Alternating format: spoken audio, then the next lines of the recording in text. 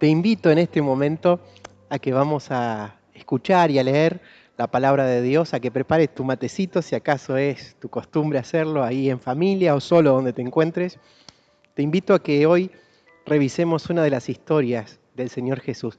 No sé si alguna vez te pusiste a pensar lo que sería hacerle un reportaje a Jesús, pero ya no como un periodista que pregunta de todo un poco y que quizás no pregunta cosas desde su propio corazón. ¿Sabes lo que sería charlar con Jesús y decirle, Señor, ¿qué viene en la historia? Señor, ¿cómo estoy haciendo las cosas? ¿Cómo tengo que planear mi vida? ¿Qué cosas tengo que cambiar? Estaría muy bueno, ¿no? Bueno, la palabra de Dios no fue dejada para eso, para aconsejarnos de una manera que nos haga bien. ¿Y qué sería que Jesús nos cuente una historia? A ver, Jesús no está inventando cuando cuenta alguna de sus historias, de sus parábolas, cosas como para entretener. Está tratando de una forma muy pedagógica, ilustrativa, que nos metamos dentro de una historia para entender misterios muy profundos. Es más, la Biblia dice que hasta cosas desde antes de la fundación del mundo Dios revela en esas historias, en esas parábolas.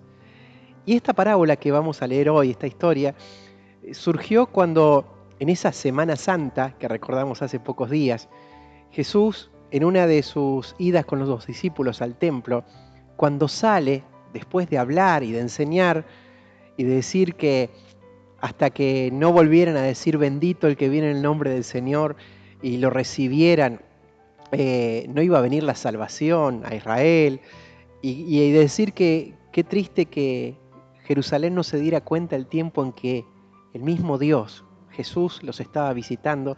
Después de eso salen y mientras van saliendo, el templo queda a las afueras, habrás visto alguna imagen de Jerusalén, es donde hoy se ve una mezquita con una cúpula dorada y a pocos kilómetros a las afueras queda el Monte de los Olivos. Mientras van saliendo por la puerta de la ciudad, es como que uno de los discípulos le dice, Jesús, ¿viste qué bueno que está el templo? Y le empieza a hablar como de arquitectura. Sin duda que era el mejor edificio que había en Jerusalén. Y como una forma de honrar a Dios trataban de que sea siempre algo que esté lindo. En esta época de la Pascua lo hermoseaban más porque venían gente de muchísimos lugares. Y Jesús hace surgir este comentario. Les digo que de acá a poco no va a quedar piedra sobre piedra, de la ciudad y también del templo. Y siguen caminando hasta el Monte de los Olivos y se sientan. Imagínate como que te vas de picnic a charlar con los amigos, te sentás en una plaza, bueno, hoy hay que imaginarlo un poquito más. Y entonces los discípulos se quedan con la intriga y le preguntan, contanos Jesús, ¿cómo va a ser el fin de los tiempos? ¿Cómo va a ser? ¿Qué señales habrá cuando vuelvas? Y entonces Jesús empieza a hablar, estamos hablando de Mateo 24, y empieza a hablar de cosas que iban a pasar. Lo primero es que iba a haber mucho engaño acerca de la vida espiritual, de la vida religiosa, de la búsqueda de Dios. Y después empieza a decir de que iba a haber guerras entre naciones, entre reinos. Empieza a sumar de que iba a haber hambre, de que iba a haber también pestes, de que iba a haber terremotos. Y empieza a ir diciendo cosas y dice, pero esto es solamente el principio de dolores. Y sigue hablando de varias cosas que te invito a que, si te interesa esto, porque te interesa tu vida y te interesa lo que viene y lo que Jesús dijo que iba a pasar, sigue diciendo Mateo 24:12 que se iba a multiplicar la maldad y que por eso el amor de muchos se iba a enfriar.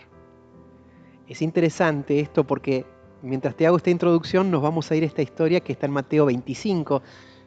Los capítulos y los versículos de la Biblia nos ayudan a ubicar ciertas cosas, pero es una misma conversación.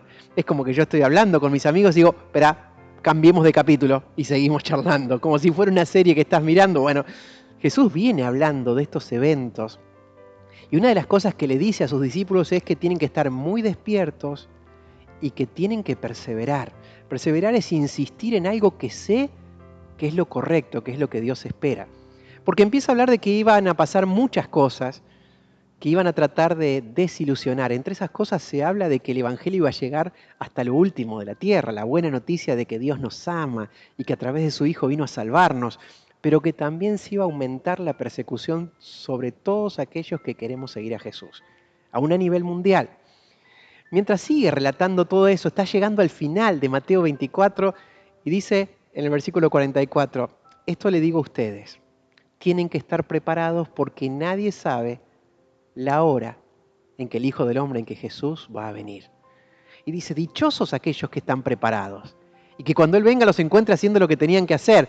Y después da la recomendación de aquellos que no están haciendo lo que tenían que hacer, que se relajan y que empiezan a decir, bueno, al final se está tardando mucho en venir, y empiezan a hacer uso y abuso de ciertas cosas que Dios nos dio para administrar. En ese contexto aparece esta historia de Mateo 25. Hay tres cosas que nos cuenta Mateo 25, hoy vamos a arrancar por la primera, que es la parábola o la historia que se conoce como la historia de las 10 vírgenes.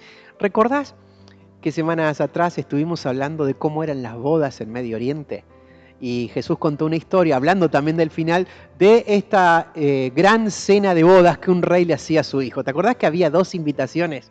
Primero era una invitación para decir, estás invitado, anda preparándote y ya te vamos a decir cuándo es la fecha. Y después era la segunda invitación, donde te decían, ya tienen que ir porque ya está todo listo, ya está la comida preparada. Bueno, ahora nos vamos a meter dentro también de cómo eran estas costumbres en aquellos lugares, y es más, en algunos lugares hasta se sigue repitiendo así. A diferencia de nuestra cultura occidental, donde pensamos en la noche de bodas, pensamos en una ceremonia y en una fiesta que como mucho puede durar de sol a sol, de la caída del sol de la tarde hasta la mañana, tenemos que pensar en fiestas que duraron a veces hasta semanas enteras. Sí, sí. Y con un aditamento muy particular. En vez de esperar que la novia venga, lo interesante es que en aquella costumbre oriental se espera al novio a que venga.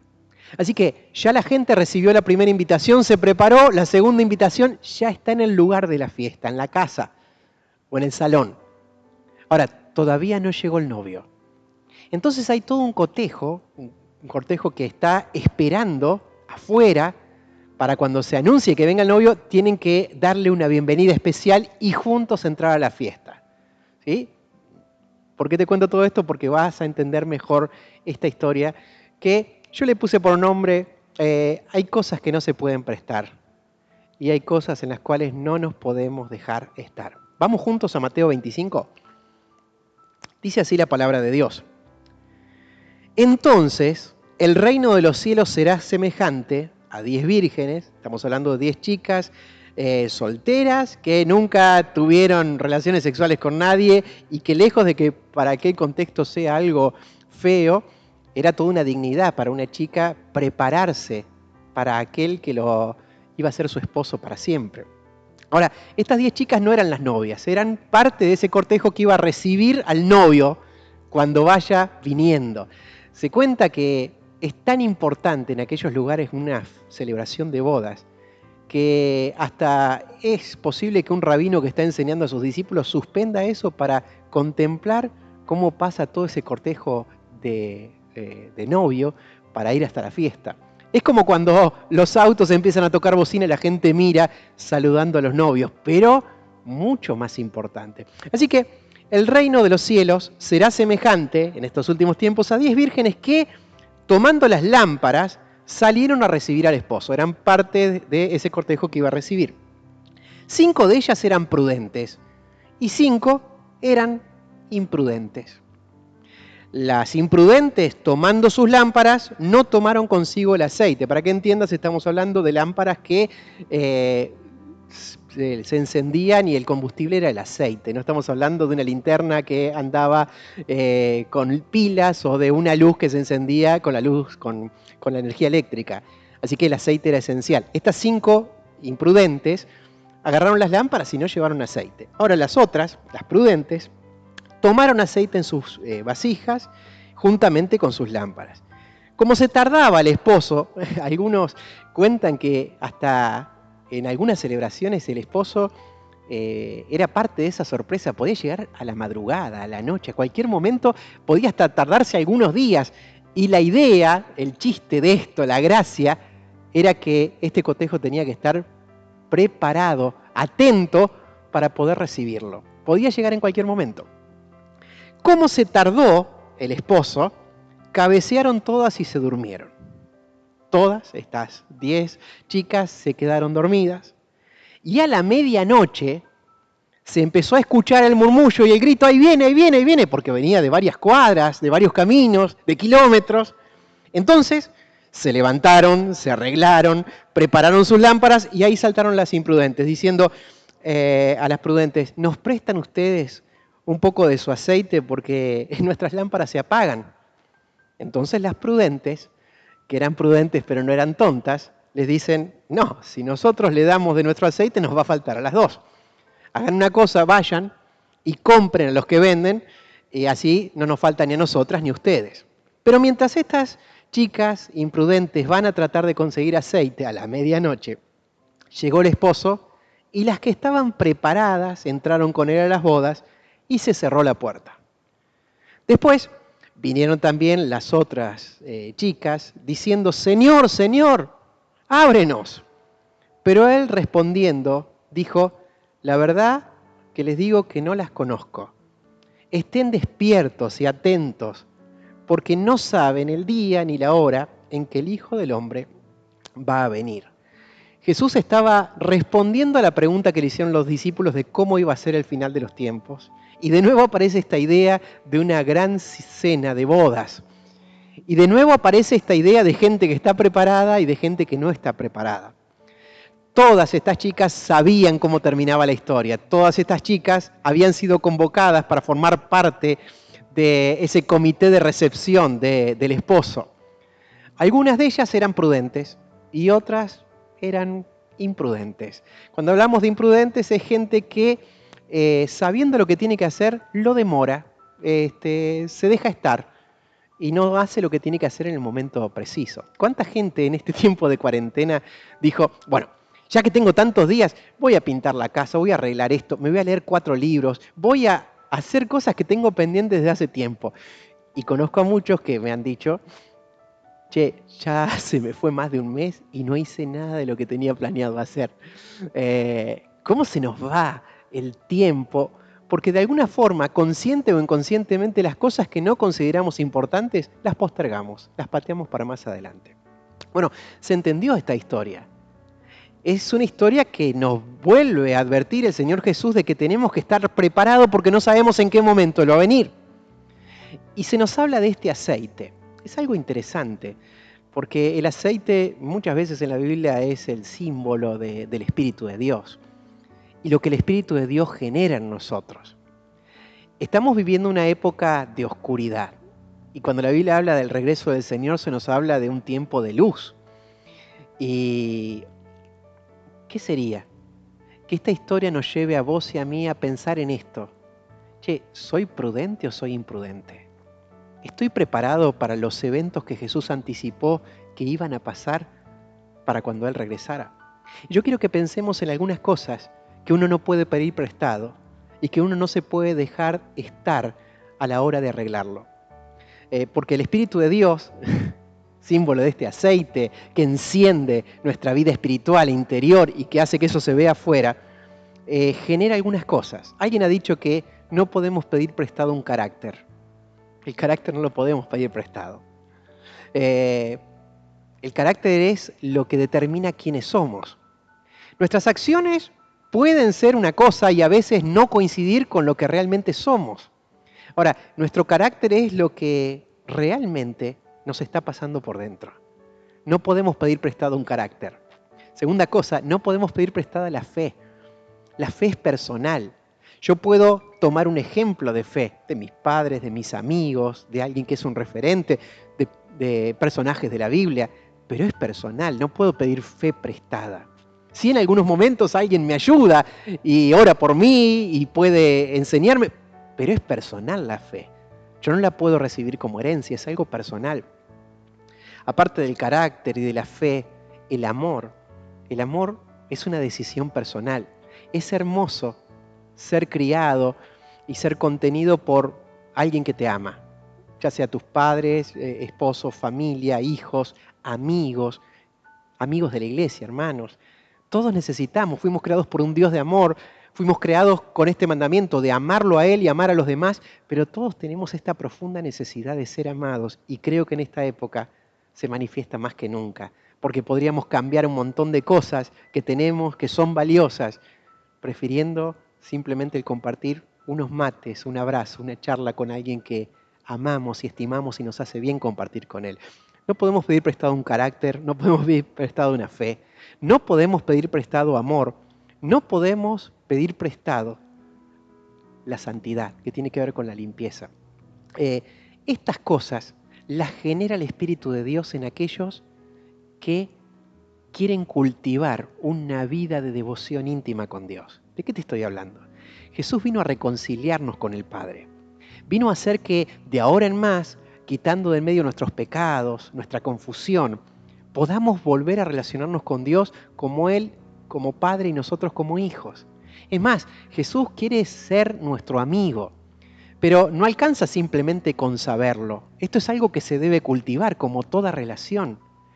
Y una de las cosas que nos presentan estas chicas prudentes que tenían aceite, quiere decir que se tomaron el tiempo para cultivar algo, para conseguir algo que les fue costoso y en el momento donde fue necesario que lo tengan, lo tenían. Las otras chicas imprudentes se relajaron y pensaron que podían pedir prestado algo para lo cual se habían dejado estar.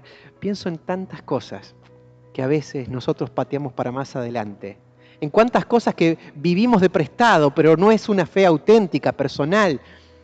Pienso en muchas personas que hasta tienen comprada su parcela para saber dónde van a ser enterrados, pero no han arreglado dónde van a pasar su eternidad. Pienso en muchas personas que tienen muchas cosas muy bien planificadas y son muy prudentes en las finanzas, en la economía, en el estudio, en un montón de cosas, pero son imprudentes a la hora de estar preparados para lo que todo el escenario del universo, de la historia se prepara, la llegada de Jesús, el regreso de Jesús. Así que quiero simplemente en estos minutos decir que no podemos vivir una religión sin relación. No podemos vivir una fe que no produzca cambios en la vida. No podemos tener una clase de amor que no nos lleve a la compasión.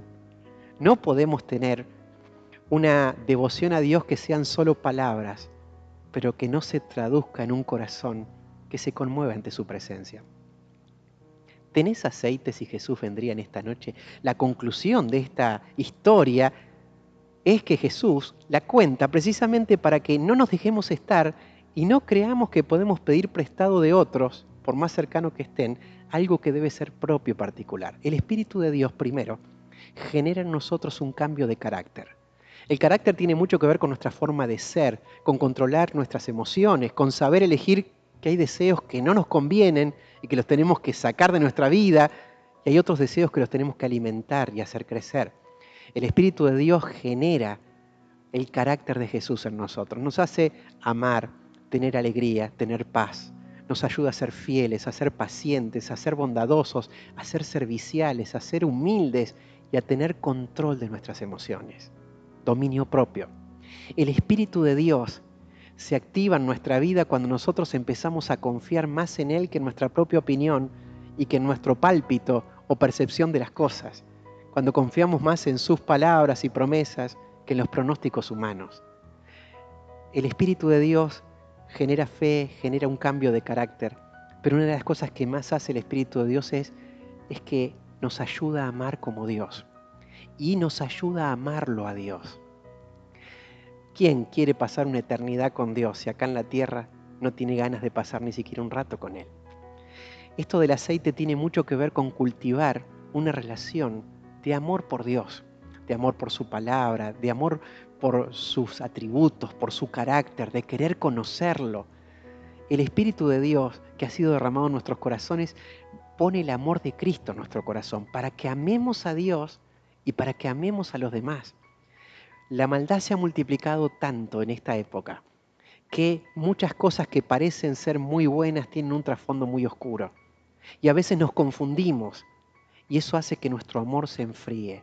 Cultivar este aceite para ser prudentes, para recibir a nuestro Señor tiene mucho que ver con que el Espíritu de Dios cambie nuestro carácter, cambie nuestra forma de vivir la fe, nos ayude y potencie nuestra forma de amar. Y por último, santifique nuestra vida. Quiero hablarte de esta palabra santidad que tiene muy mala fama. Cuando pensamos en santidad, pensamos en prohibiciones, pensamos en una vida que le cortaron las alas y que no puede volar, pensamos en alguien que vive reprimido a un montón de cosas que son emocionantes en la vida. Pero santidad no tiene nada que ver con eso. Jesús vino por el poder del Espíritu Santo a llamarnos a vivir una clase de vida que supera todo lo que alguna vez podríamos haber soñado y deseado. Una de las definiciones de santidad es ser diferente, pero no ser diferente por ser raro, sino ser diferente por escoger cosas que son superiores. La palabra santidad originalmente tiene que ver con ser dedicado a Dios para un uso exclusivo e inteligente. La palabra santidad tiene mucho que ver con excelencia de quién soy, con excelencia de mi comunión con Dios, con vivir una vida que tenga peso eterno, que pueda sembrar cosas que un día van a ser premiadas. La palabra santidad tiene que ver con escoger lo mejor y no solamente lo que hace la mayoría. La palabra santidad tiene que ver con seguir a Jesús por amor y preferirlo a Él y a sus palabras que a lo que a lo mejor me hace sentir bien hoy, pero me deja lastimado, manchado y descalificado para lo que el Señor preparó para mí. Cuando la Biblia nos habla de santidad, nos habla de la hermosura de la santidad. Algo es lindo, algo es hermoso cuando está limpio. Jesús vino a derramar su sangre para limpiar nuestro corazón, no solamente para quitar y limpiar las cosas del pasado que nos separaban de Dios, sino para darnos claridad en nuestros ojos, luz para tomar decisiones sabias. Y la palabra santidad tiene que ver con una forma de vida que nos distingue a elegir a Jesús y a seguir sus propósitos y planes por encima de cualquier otra propuesta que nos pueda dar este mundo. Bueno, yo estoy llegando al final y tengo que hacerte la pregunta, hey, por casa, ¿cómo andamos? 4:5 de Santiago dice, el Espíritu de Dios nos anhela con celos. Tiene celos cuando nosotros preferimos otras cosas que a Él. Cuando acallamos sus deseos y su llamado simplemente para seguir nuestros deseos mezquinos y egoístas. El Espíritu de Dios nos anhela celosamente. ¿Qué sería que esta historia que contó Jesús despierte en tu corazón y en el mío más ganas de buscar a Dios con todo el corazón, ahí cuando nadie me ve, y no solamente cuando tengo una necesidad? 4:17 de Santiago dice que el que sabe hacer lo bueno y no lo hace, esto es como un pecado, se está traicionando a sí mismo y está ofendiendo a Dios.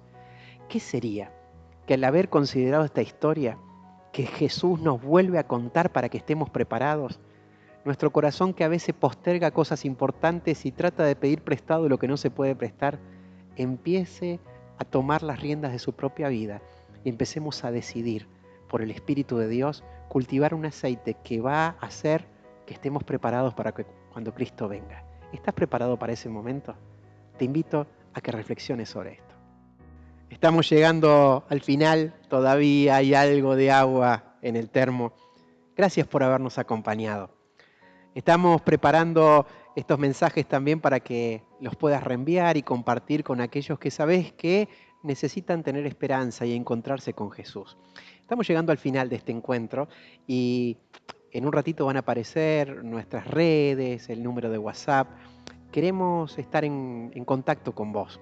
Algunos los conocemos y hay otros que quizás son amigos de los amigos de los amigos y se han prendido a ver este encuentro de Refugio en Casa y queremos ayudarte. Así que comunícate con nosotros para comentar tu motivo de oración o quizás tu testimonio, decir esto me estuvo haciendo bien y quizás también contar tu necesidad. Estamos viviendo tiempos difíciles donde gente que quizás no estaba acostumbrada a tener que pedir ayuda, quizás económica o a lo mejor alimentaria, tiene que atreverse a hacerlo porque no ha podido trabajar por más de un mes.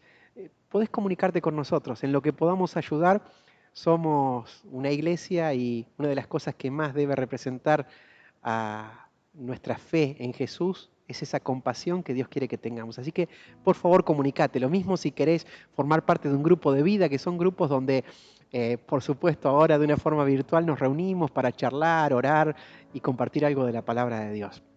Quiero despedirme con 2 oraciones. La primera es invitarte a vos, que a lo mejor sabés mucho de la Biblia, has escuchado la historia de Jesús, pero te falta lo más importante, un encuentro personal con Él. ¿Qué es esto de un encuentro personal con Él?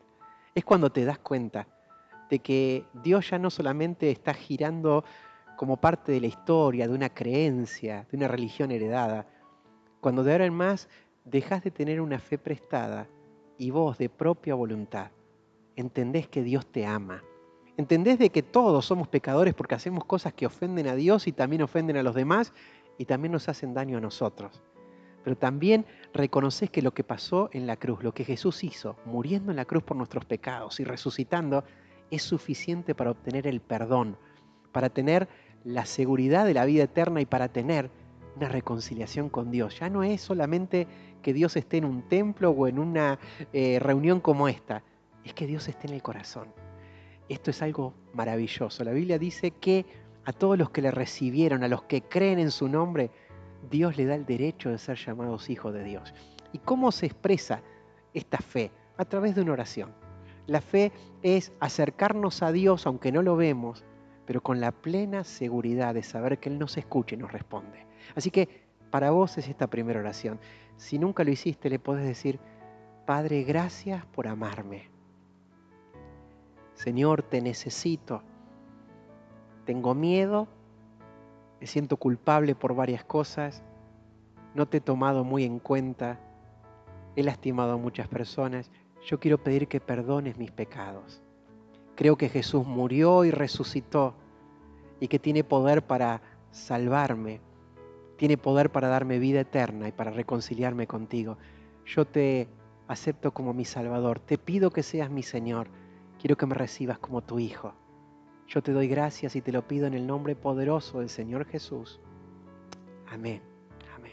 Esa primera oración era para aquel que nunca tuvo este primer encuentro con Dios. Ahora quiero que vos y yo, que ya lo conocemos a Jesús y tenemos que seguir conociéndolo, le pidamos a Dios que nos ayude en esta época crucial de la historia, de tu historia, de la mía y de la humanidad, que nos ayude a ser fieles y firmes. Padre, gracias, porque esta historia que hemos escuchado es un despertador para nuestro corazón, para nuestra conciencia. A veces estamos tan apurados, ocupándonos de tantas cosas que descuidamos ese aceite precioso que nos va a estar haciendo resplandecer y esperarte como tú lo mereces. Nos has advertido varias veces de que estas cosas que iban a pasar en el mundo iban a anunciarnos que tu venida está pronto. Señor, queremos tener una fe que crece. Queremos vestirnos de una forma diferente. Queremos entender la santidad como la elección de seguirte por encima de cualquier otra propuesta. Señor, queremos empezar a amar y a dejarnos amar por ti. Empezamos a amar a los demás como tú nos has amado, a dar perdón. Señor, te queremos rogar de que de una forma especial nuestro carácter sea transformado. Queremos que nuestra forma de ser sea afectada por el poder de tu Espíritu Santo. Yo quiero pedirte por aquellos que en este momento están bajoneados, desalentados, preocupados, llenos de ansiedad, para que tu paz los abrace, para que tu esperanza los renueve y para que el poder de tu Espíritu Santo los ayude a sentir tu amor perfecto que echa fuera todos nuestros miedos. Yo te lo pido y te doy muchas gracias en el nombre poderoso del Señor Jesús. Amén. Gracias por acompañarnos en el refugio en casa. Ha sido un placer compartir juntos la presencia de Cristo.